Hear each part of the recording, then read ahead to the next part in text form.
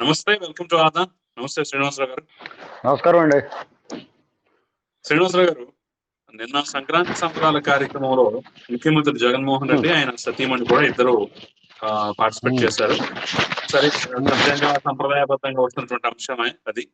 అయితే దాని మీద పెద్ద వివాదం ఏం చెలరేగుతుందంటే, దేవుడి గుడికి వెళ్ళి చేయాల్సినటువంటి కార్యక్రమాన్ని దేవుడిని ఇంటికి పిలిపించుకున్నారని చెప్పేసి తెలుగుదేశం పార్టీ పెద్ద ఎత్తున ఆరోపిస్తుంది.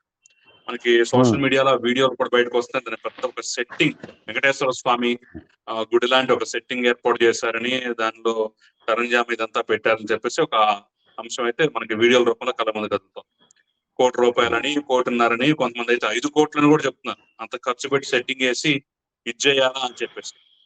సో ఈ విమర్శలు సహేతుకమేనా? అసలు చేయదగ్గ విమర్శ అంటారా? ఇప్పుడు యాక్చువల్గా నిన్న పండగ, భోగి పండగ, వాళ్ళకి ఆ సంప్రదాయాన్ని పాటించడం ఇష్టం లేదనుకోండి, వాళ్ళు చేయకపోతే కూడా ఎవడేమనుకోడు. ఎందుకంటే ఆయన గురించి తెలుసు కాబట్టి, ఆయన క్రైస్తవాన్ని ఆచరిస్తారు కాబట్టి, ఆయన చేయకపోయినా కానీ ఎవడు తప్పు పట్టరండి.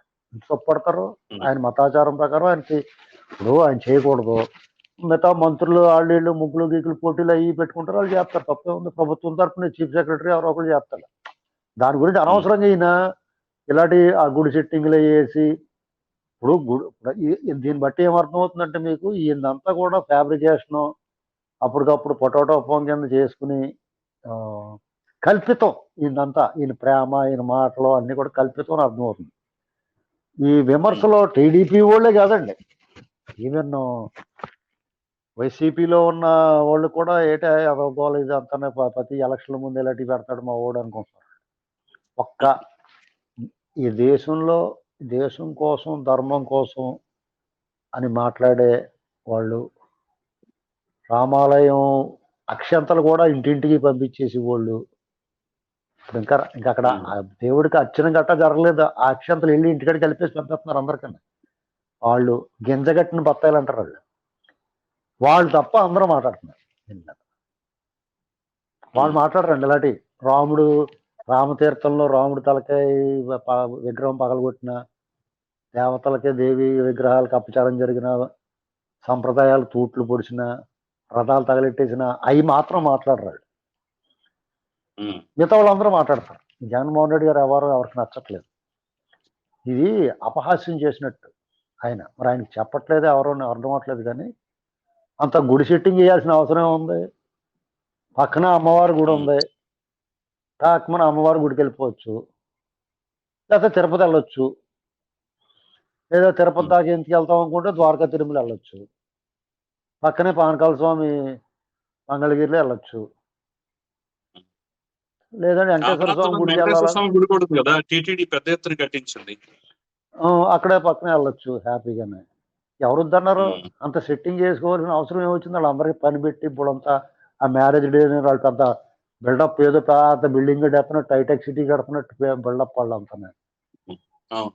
ఆ మధ్యన ఏదో ఈయన ఏదైనా చేస్తే రాజమౌళి సెట్టింగ్లు అయ్యి అన్నారు. నిజంగా రాజధాని కడతానికి ఎవరో డిజైన్ చేయించుకుంటే వీళ్ళు చేసిన పని ఏంటండి? ఇది చూస్తుంటే మంచి ప్రజల సొమ్ము సిగ్గులేదండి ఇలా ఎవరికన్నా. అసలు వాళ్ళకి చేయటానికి ఆ డబ్బులు ఖర్చు పెట్టిన నోరు ఎలా, చేతులు ఎలా వస్తున్నాయి అర్థం అవట్లేదు. తింటానికి ఆ సొమ్ము తింటానికి వీళ్ళు నోరు ఎలా వస్తుంది అర్థం అవట్లేదు. ఈ రాష్ట్రాన్ని ఇంత సర్వనాశనం చేసి వీళ్ళు లక్షల కోట్లు దొబ్బేసి ఇంకా ఉన్న డబ్బును కూడా వాళ్ళు పండగ చేసుకోవడానికి గుళ్ళు సెట్టింగ్లు వేస్తారా? బుద్ధి ఉందా అసలు వీళ్ళకి? ఎవడ బాబు సొమ్ము అండి ఇది? ఇవన్నీ వసూలు చేయాలి వాళ్ళ దగ్గర నుంచి. రాబోయే ప్రభుత్వం డెఫినెట్గా ప్రభుత్వం మారుద్దాను మనలేదు. దానికి సంబంధించిన అధికారులందరినీ కూడా వాడు ఉద్యోగంలో జాయిన్ అవుతున్నప్పుడు వాడి దగ్గర ఆడి ఆస్తి ఎంతో చూసుకుని, ఉద్యోగం 30 ఏళ్ల క్రితం జాయిన్ అయినప్పుడే, 30 ఏళ్ళప్పుడు ఆడు జాయిన్ అయినప్పుడు ఆడు ఆస్తిపాస్తులు ఎంత ఉంది, తర్వాత ఇటు జీతం మీద ఎంతవరకు పెరగొచ్చు ఆడు ఆస్తి అనేటువంటి లెక్కేసి మిగతాదంతా తీసేసుకోవాలి. ఎవడో వదిలిపెట్టకూడదు. ఐఏఎస్ ఆఫీసర్ కూడా ఆడు ఆయన పారిపోయి షటిల్గా సర్వీస్లో పోదామంటే కూడా థాడ్గా తీర్చుకుని రావాలి. జాతర బాక్స్ సొమ్మండి. అలాగే దీన్ని నిన్న కార్యక్రమం మీద కూడా ఇంకొన్ని విమర్శలు ఏంటంటే, సంక్రాంతి సంబరాలు పేరు చెప్పేసి కళాకారుల్ని వాళ్ళని పిలిపించేసి ఈయన భజన చేయించుకుంటూ ప్రత్యర్థి పార్టీల్ని తిట్టించారన్నది. పాటల రూపంలో కానివ్వండి, మిమిక్రీల రూపంలో కానివ్వండి, చంద్రబాబును టార్గెట్ చేస్తూ జగన్ కీర్తిస్తూ పొగిడించుకున్నారు, వాళ్ళని తిట్టించారు. సంక్రాంతి సంబరాల్లో ప్రత్యర్థి రాజకీయ పార్టీలు తిట్టడం ఏంటి అని చెప్పేసి అదొక విమర్శ కూడా వచ్చింది. మీరు ఆ వార్తాపత్రికలు ఆల్రెడీ చూసే ఉంటారు. ఇప్పుడు సాధారణంగా ప్రతిపక్షాలు విమర్శిస్తాయండి. ఉమ్, ప్రభుత్వ కార్యక్రమం చేసినప్పుడు వాళ్ళు విమర్శించడానికి హక్కులేదు. రాజకీయ పార్టీని సభ పెట్టుకుని చేసుకో తప్పలేదు. ఇప్పుడు ఉమ్, జగన్మోహన్ రెడ్డి గారు ఒక పార్టీ మీటింగ్ పెట్టుకుని ఆ పార్టీ మీటింగ్ ఉమ్, అప్పుడు ఏ రికార్డింగ్ ఏం చేసినా ఎవడ పట్టించుకోలేదు. ఉమ్, వీళ్ళ ప్రభుత్వ కార్యక్రమం చేసి బుద్ధి లేదండి అధికారులకి. అసలు ఏమనుకుంటున్నారు వీళ్ళు? ఎవడు అడిగేవాడు లేడు. చెలరేగిపోతూ ఉన్నారు వీళ్ళు. ఏమన్నా చంద్రబాబు నాయుడు గారు చెప్పుకుంటే 87 రోజులు ఉన్నాడు, ఇవాళకి 86 ఇంకా ఏంటండి. ఇంకా ఆఖరినే దీపం ఆరిపోయే ముందు ఒక వెలుగుతుందంటారు. అలాగే ఉంది వీళ్ళ పరిస్థితి. ఏమన్నా చాలా ఇబ్బంది పడతారండి వాళ్ళు. ఇంకా వాళ్ళు కొంతమందికి ఏంటంటే జగన్మోహన్ రెడ్డి ఏదైనా చేస్తాడేమో ఇంకానే గెలవడానికి అవకాశం ఉందేమో అనుకుంటే కొంతమందికి ముందరే క్షవరం అయిపోయిన తర్వాత వివరం వచ్చేసింది వాళ్ళకి. వాళ్ళ ఒళ్ళ దగ్గర పెట్టుకునే ఉన్నారు. ఇక ఈ రాబోయే రోజుల్లో ఇంకా మార్పు వస్తుంది. అప్పటి వరకు కూడా ఈ శాస్త్రలు భరిస్తారు వాళ్ళు కూడా, ప్రజల్లాగా వాళ్ళు కూడా. ఇప్పుడు అగ్గి ఇనప ముక్కనే కమ్మరం పనులు ఏం చేస్తారంటే కత్తో కొడవలో సుత్తో చేసేటప్పుడు అగ్గిలో కాలుస్తారు కదా, ఆ ఇనప ముక్కతో పాటు అగ్గికి కూడా దెబ్బ తగులుతుంది. సుత్తి ఆ సెమ్మెటిచ్చుకుని వేస్తూ ఉంటున్నారు. ఉమ్. అగ్గి ఏం పాపం చేసింది పాపం? వీడు పట్టుకెళ్ళి ఆ కమ్మరంలో అగ్గిలో పెట్టాడు, కాలింది, ఎర్రగా అవుతుంది. దాన్ని పట్టుకొని మెత్తగా అయిపోతారు, దబ్బిడి దబ్బిడి వేస్తారు. వాళ్ళు తప్పు అలాగే కొంతమంది ఆఫీసర్లు కూడా వాళ్ళు తప్పు లేకుండా పడతాయి వీళ్ళ పంచన ఉన్నందుకు. అవన్నీ వద్దురా బాబుని. ఇప్పుడు వాళ్ళకి ఆ సాక్షిలో పనిచేసి కూడా కొమ్మినేని శ్రీనివాస్ అని అతను అదే ప్రెస్ అకాడమీ దానికి రాజీనామా చేసి వచ్చేసాడు. వీళ్ళందరూ తెలివైన వాళ్ళు. మాకెందుకురా బాబు అని వచ్చేసారు. రేపు ఎలా గవర్నమెంట్ మారిన తర్వాత రాజీనామా చేయడం ఎందుకు, ఇప్పుడే రాజీనామా చేసేసి మళ్ళీ సాక్షిలో జాయిన్ అయిపోయి డిబేట్లు అయి పెట్టేస్తారన్నమాట. మీరు ఎందా చెప్పారు కదా ప్రతిపక్షాలకు వ్యతిరేకంగా. ఇక వాళ్ళకి విషయం కక్కినోళ్ళు కక్కినట్టు ఉంటారు విషయం. అయితే వాళ్ళకి కూడా సిగ్గేస్తుంది కొంచెం మాట్లాడతానికి. ఏం చెప్పాలో అర్థం అవట్లేదు వాళ్ళకి. ఏదైనా ఉంటేగా చెప్పుకుంటాం. అమ్మ ఒడి ఆ ఒడి ఈ ఒడి చెప్పుకుంటారు తప్ప ఇదిగోరా బాబు ఈ పెట్టుబడి వచ్చింది, ఈ కంపెనీ తీసుకొచ్చాం. అసలు అన్నట్టుగా జోకేడు తెలుసా మీకు? వైసీపీకి స్పష్టమైన వాళ్ళ పరిస్థితి ఏంటంటే అర్థమైపోతుంది. కేసీఆర్ నాని గారు మొన్న వెళ్ళాడా, జాయిన్ అయ్యాడు కదా. అంతకుముందు ఆయన ఏం చెప్పుకున్నాడో, నేను టాటా ట్రస్ట్ తోటి ఇప్పుడు అంత అభివృద్ధి చేశాను, కేంద్రం నుంచి నిధులు తెచ్చి ఫ్లైఓవర్లు కట్టించాను అన్నాడా? ఏంటి ప్రతిపక్షంలో ఉన్నా కానీ ఆయన ఏదో కొన్ని పనులు చేయగలిగాడు. ఈ పార్టీలో చేరినంటే కుళాయి పంపు వచ్చండి, నీటి పంపు ఓపెన్ చేస్తున్నాడు వాళ్ళతో పాటు. చూసారా? అది వాళ్ళ స్థాయి అంతే, సింపుల్. దీని గురించి మనం ఎక్కువ మాట్లాడుకుంటే వేస్ట్, నోరు నొప్పి. ఒకటి మాత్రం మానుకోవాలి ఎవరైనా సరే, జగన్మోహన్ రెడ్డి గారు వాళ్ళు ఏదో ఒక ప్రోగ్రామ్ ఇచ్చారు కదా అని ఒళ్ళు పై తెలియకుండా మాట్లాడితే వాళ్ళ తర్వాత పనిష్మెంట్ ఉంటుంది. వాళ్ళకి ఇబ్బంది పడతారు. ఎందుకంటే నేను వాళ్ళకి హితవు చెప్తున్నాను, టీడీపీ కూడా ఇదివరకట్లాగా వదిలేసేలా ఏం లేరండి. ఇప్పుడు ఛానల్ నమ్మడా అలాగే మాట్లాడతారు. మనం ఏం తిడుతున్నాం, వాళ్ళని విమర్శ చేస్తున్నాం, లేదా కొంచెం జాతకుండా ఉంటారు బాబు చెప్తున్నాం. అలా మాట్లాడాలి కదా. ఒళ్ళు తెలియకుండా నోటికి వచ్చినట్టు మాట్లాడిన వాళ్ళకి చాలా పెద్ద శిక్ష ఉంటుంది. వదలు పెట్టరు వాళ్ళు, ఎవరిని వదలరు.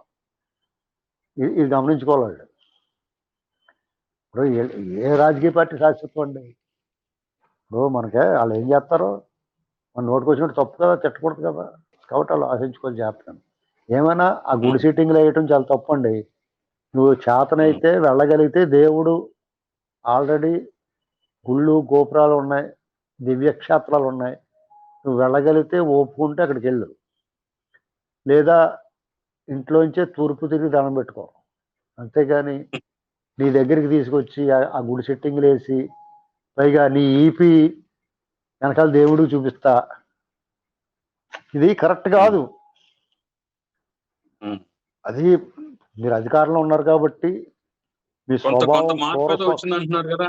అంతకుముందు ఈ విమర్శలు చేసేవాళ్ళు కూడా సరే మొత్తానికి పండితులు చెప్పడం వల్ల, విమర్శలు రావటం వల్ల ఆయన కుడి పక్క వేసుకునే ఉత్తరం కాస్త ఎడం పక్క మార్చాడు, సంతోషం, ఆ ఒక్క చిన్న మార్పు వచ్చిందని చెప్పి సంతోషపడుతున్నారు. అదేనండి. అప్పుడు ఆయన అలా క్రూర స్వభావం ఉండటం వల్ల ఎవరో చెప్పడానికి సాహసం చేయకపోవచ్చు. ఏమైనా కానీ దాని ఫలితం ఉంటుంది. ఇంతమంది నమ్ముతున్నారంటే అక్కడ విశేషము, మహత్యము, ఏదో ఒక విలువ, మహిమ లేకుండా ఎవడో నమ్మడం. కాబట్టి జాగ్రత్తగా ఏ మతాచారం అయినా సరే మనం ఎవరిని కించపరచకూడదు. ఇప్పుడు యేసు ప్రభు అయినా, అల్లా అయినా, రాముడైనా వీళ్ళ విషయాల్లో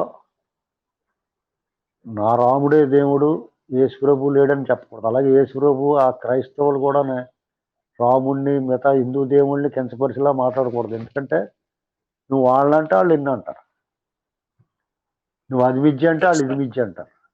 కాబట్టి నువ్వు వాళ్ళు గౌరవిస్తే డెఫినెట్గా వాళ్ళు గౌరవిస్తారు. కాబట్టి జగన్మోహన్ రెడ్డి గారు కూడా ఆయన క్రైస్తవం ఆచరించిన చాలా మంది నా క్రైస్తవ ఆరాధకులు నాకే ఓటేస్తారని అనుకునే భ్రమ. అసలు సిసల క్రైస్తవుడు ఇలాంటి దుర్మార్గాన్ని, అవినీతిని సహించడం, అది గుర్తుపెట్టుకోవాలి. నిజమండి అది. Thank you.